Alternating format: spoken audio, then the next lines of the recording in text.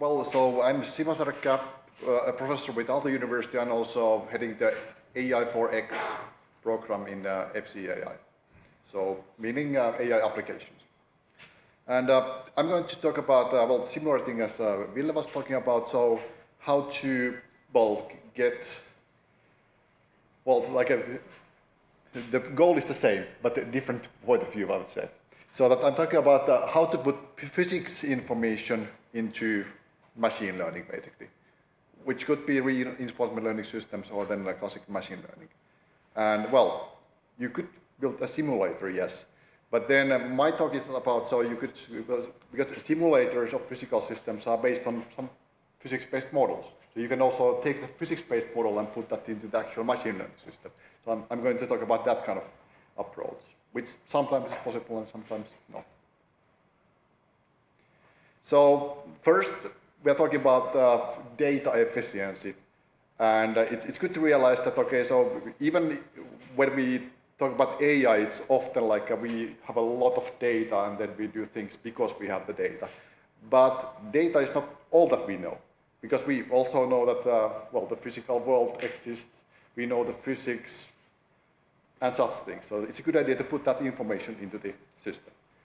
So, and then one way is to actually put that into the system explicitly.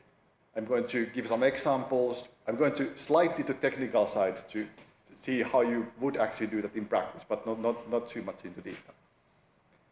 And then, well, we'll conclude that quite soon after that. So first, data is not everything. But actually, when we look at classic machine learning, data is everything.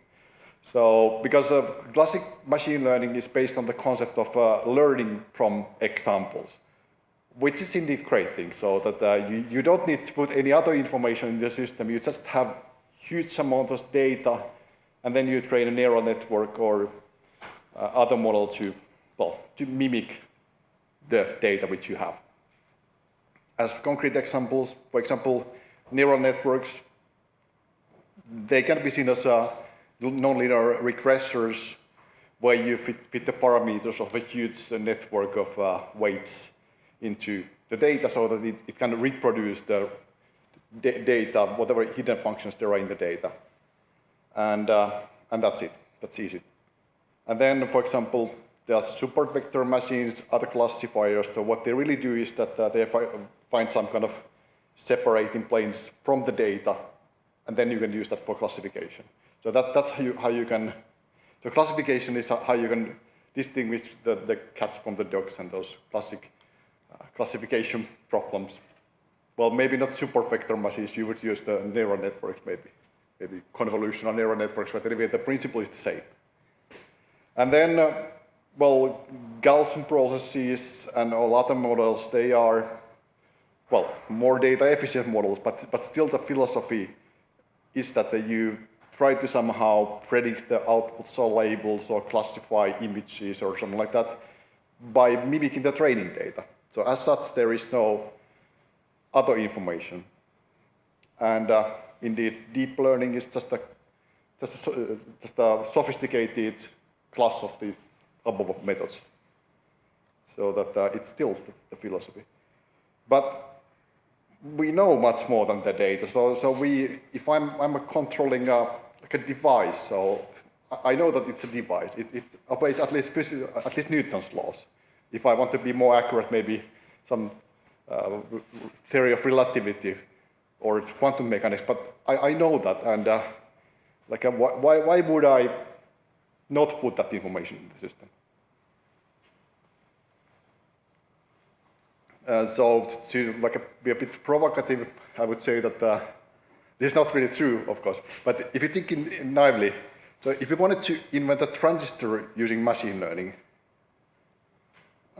it's kind of so we need to have the data and we only use the data to learn it. So it would be we kind of need to build the transistor first. Otherwise, we cannot really get the data from it. Or we would need to have the transistor existing in the world so that we can actually generate a lot of data from it. And then we would teach machine learning algorithm to mimic it. I don't know, maybe there would be other ways, but this would be like a purely data-driven approach. This is something called surrogate modeling approach. I don't know, it's actually a simulator-based approach as well. But it's a bit silly because you're doing it backwards. But instead, what you could do is that, well, how you actually build a transistor is that we know the physics. So it's based on some quantum mechanical properties related to, well, those semiconductors, which we know already. And then, well, maybe if we wouldn't yet know how it should work, maybe we could put the physics to a box or model, and then only identify the, or first identify the unknown parts and only learn the connections which we don't know. So we would have the physics, and then make the machine learning invent the transistor, kind of using the physics. And then we build the transistor. So this is the other way around. Because this doesn't actually work this way, but illustrates that maybe the pure data-driven way is not always the best. And indeed, so data is not all that we know.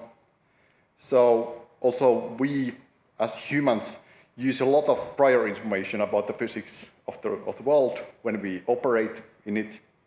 So we're not just relying on experimental data. And so why would we waste data by not using the information which we already know about the world? And one solution is indeed to encode the physics into machine learning models. So actually, one way is actually to use the simulator and train the machine learning to mimic the simulator. But now I'm opening the box a bit, and one way is to actually put the physics model into the machine learning itself. So what kind of systems, so where is the physics information in the system? So for example, if we wanted to learn the dynamics of a robot and then learn how to map the environment, so that is an indoor positioning system. So we want the robot to navigate autonomously in indoors. We need to do these tasks. Then, this is next example, we actually know the physics of the robot to some extent. So we know that there is Newton's law and certain kinematics. So certainly we can also put that information into the learning system. And that will save data because we don't need to learn that, but we put that information in. And well, we could also control or do path planning. So that's, well, once we have the model, then we have the classic control theory and reinforcement learning at stake. And self-driving cars, so the challenges are actually similar, but the models and details are different. I'm a bit vague here, but anyway, the same principles apply. There are also other kinds of systems, well, in medical imaging. So they are basically Maxwell's equation, which you use there. You know that it's the EM fields, that they are going to satisfy them. And then we might, for example, want to learn to reconstruct images from noisy data or how to control something. And indeed, there is a huge amount of physics information that we can also use for that. And then other examples, like, well, this is indoor positioning. Also, the robot thing is related. So we could do location sensing, and indeed here it's the radiomagnetic field that is the physics information that we have. So again, there is a lot of information that we could put there. Other examples, well, biomedical motion sensing. Well, we know that it's going to apply the classic mechanics models. And then we could control, for example, okay, so maybe biomedical, it's not really, it's a chemistry kind of models. And we want to control the medicine and such things. Okay, smartphone sensor fusion, we kind of know the physics. And then there are actually forces which just need to be learned or controlled.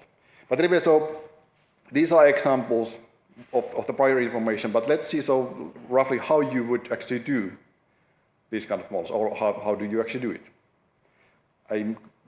I will have technical examples, but maybe you appreciate it. So as a concrete example, so if you want to actually learn, so we have an electromagnetic field, and we want to learn, so what is actually causing the field. So instead of, so we could collect the data from the phenomenon like blindly, and then just fit a regressor model on the data. But if you actually know that it's an EM field, we already know that it's satisfying certain kinds of equations which come from the Maxwell's equations. And the idea is that we actually put the equation also into the machine learning model. And so instead of learning that F, which is the output, we learn the charge density, which is encoded inside the equation. So we actually put that partial differential equation into the system. And well, you can do that actually using certain kinds of Gaussian process models quite easily, and that's certainly doable. So this is one simple example of how to put that physics information into the model. And in, well, you could also think about, well, this is a heat equation, so you could have some kind of measurement and control system in industry, which could be this kind of model. So you know that it's going to satisfy a heat equation, but then you don't know the forcing functions. So you can make a model which combines partial differential equation and then a learning part for the, like something inside the physics model. And well, you could also do the optimal control, because it's like a semi-classical model with a learning component. So optimal control theory still applies. Other examples, robot control, so how you actually do over here is that, well, you can write down the differential equation based on the kinematics. There might be some unknowns, but you can roughly model it. And then there's only some part which is missing. For example, it could be like how the control affects the system, or how, well, what kind of forces we actually have in the dynamics in the end. And so what you can do is that you write the model and put the neural network or Gaussian process to that part in the differential equation, which is actually the unknown part, and then still retain that dynamics model, which you already know from your modeling. And well, if you use EM fields for localization, you also have certain constraints based on, so if you have like a free field, magnetic field, it might be of the gradient form, so you can write down the partial differential equation for it in a certain sense. And that saves a lot of data, because otherwise you would need to learn the partial differential equation, but if you put it to the model, you don't actually need to learn it. Yes, and okay, so learning of the forces is one problem, and then designing of the control. And then actually you can generalize this idea. This is actually a very new idea, not by me, but anyway, colleagues. So you can, any mechanical system and even like a EM, electromagnetic field, can be modeled as something called Hamiltonian and Lagrangian mechanics. That's also where the quantum mechanics starts. So you can also just write down the generic Hamiltonian equations, and then it's described by certain kinetic and potential energies, and then you can learn those. So you can make a very generic physics-informed learning system by using these generic formulations. But this goes too much into detail if I try to dig into that. But as conclusion, so data is not everything that we know.